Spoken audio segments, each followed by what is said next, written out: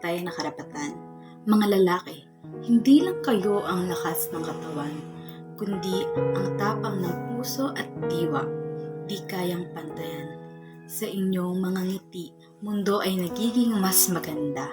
Sa inyong mga halakhak, gabi ay nagiging mas maaliwalas. Kayo rin ay may lungkot na hindi binitawan. Sa mga panahong saklolo ay iyong tangan. Mga pangarap na nilaan, mga luha ay inyong tinanggap sa bawat pagbangon. Inyong sigla ay walang kapantay. Mga lalaki, saludo sa inyong pagiging matatag. Sa inyong katapangan, mundo ay patuloy na lumalaban. Sa inyong mga kwento at mga pangarap, kayo ay may sigla, sa mundo ay walang humpay na pag-asa. Kaya't sa inyong lahat, ang pasasalamat ay aming iniaalay sa bawat lalaking tagapagbuklod ng tahanan at lipunan. Kayo ang aming mga kapatid, kaibigan at gabay. Mga lalaki, kayo ang lakas, kayo ang buhay ng mundo at kabayanihan. Sulyap ng lipunan, karaniwang di nakikita. Mga lalaking dinadanas din ang diskriminasyon. Di man maintindihan ng marami at di kayang pahalagahan ng iba.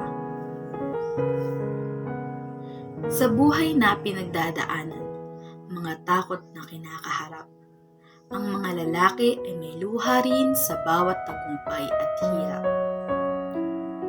Pilosopo ng pananaw sa mga damdaming di na ilalabas, inlulugmok ng lipunan ang kanilang nararamdaman na parang wala ng saysay. Lalaking marunong makiramdam, mabait at maalalahanin sa mundo ng agos hindi minsan napapansin. Diskriminasyon, hindi hadlang sa lalaking may damdamin. Sa kanilang puso, may pangarap na di nasisilayan. Sama-sama tayo. Pantay-pantay dapat. Respeto at pagkakaisa sa lahat dapat ay nagtataglay. Mga lalaki, may karapatan sa pagsabog ng damdamin. Kasing halaga ng lahat, dapat sila'y maging bahagi rin. Mga babae, sa bahay lang yan. Tigapag-alaga lang yan. Yan ang karaniwang naririnig pag sinasabi na ang mga babae. Ano nga ba ang silbi naming mga kababaihan? Tama nga ba sila na kami ay pangtahanan lang? Hindi. Maraming kakayahan kaming mga kababaihan. Nauunahan lang na mahusgahan. Kaming mga kababaihan ay hindi pangtahanan lang. Dahil kaya din namin ang ginagawa ninyong mga kalalakihan. Sa anong paraan naman? Kababaihan ay marunong magmaneho ng mga sasakyan. Kababaihan na nakikipagsapalaran para may panglaman sa tiyan. Kababaihan na kaya kayong ipaglaban sa mga tsismosa sa daan. Sa daigdig ng puno ng kulay at liwanag, mga babae, magkaiba man ng biyaya, pantay ang karapatan, diwa at sigla. Sa gitna ng lipunan, tinig ay nagkakaisa.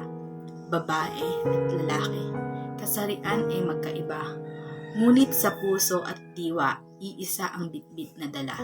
Hindi sa anyo o kasarian ang tapang at galing, sa husay at talino, walang agwat sa hangarin.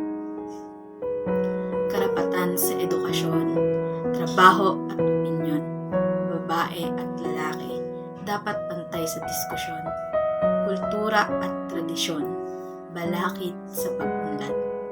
Kailangan buksan bawat pinto ng kaalaman. Sa bawat galaw, salita at kilos, pantay na pagtingin, respeto at pagkilala. Hindi hadlang ang kasarian sa tagumpay. Sa gender equality, buhay ay magiging masaya. Hindi iisa ang takbo ng dugo at pangarap, ngunit magkaisa sa hadikaing mapantayan, babae at lalaki, magkapatid sa layunin. Sa mundong patas, pag-asa'y mananatiling buhay. Sa bawat talata ng kasaysayan, ipagbunyi ang bawat tagumpay ng kababaihan, pantay na karapatan. Ito ang dasal sa daigdig na puno ng pag-ibig at katarungan.